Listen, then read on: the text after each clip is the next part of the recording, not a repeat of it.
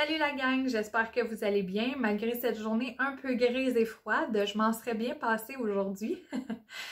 On va démarrer maintenant avec la vidéo. Comme vous avez pu le voir dans le titre, j'aimerais parler des émotions, mais pas les émotions de vos enfants, là. On en fera une autre vidéo. Moi, ce que j'ai envie, c'est de discuter de vos émotions en tant que parents. Évidemment, avec la quarantaine, on vit pas mal d'émotions et de changements. Donc, j'aimerais vous proposer en fait un exercice qui va durer 5 à 10 minutes et où vous allez pouvoir trouver des solutions à certaines émotions que vous pouvez vivre présentement. L'étape numéro 1, c'est de comprendre quelles sont les émotions qui m'habitent présentement.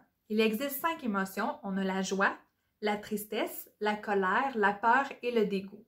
Donc, dans ces 5 émotions-là, quelles sont la ou les émotions qui sont le plus présentes chez moi durant cette période de quarantaine?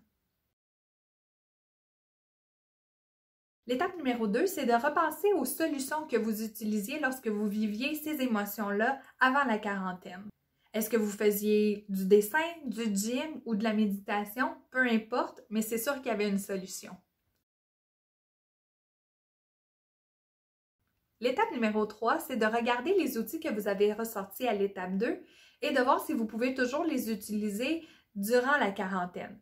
Donc, pour ceux qui ont sorti le gym ou mes cours de yoga, c'est peut-être de regarder qu'est-ce qui se fait comme alternative.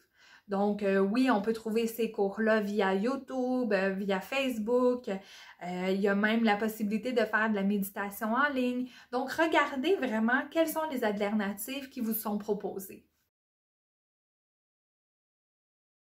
Finalement, l'étape 4, c'est de voir comment vous allez mettre en application les outils que vous avez ressortis un peu plus tôt. Est-ce que vous avez envie de les insérer dans votre nouvelle routine? Est-ce que vous avez envie de vous laisser un objet qui est un peu à une place spécifique à la maison pour vous aider à vous rappeler d'utiliser cet outil-là en cas de colère, de tristesse ou peu importe l'émotion que vous vivez? C'est à vous de voir.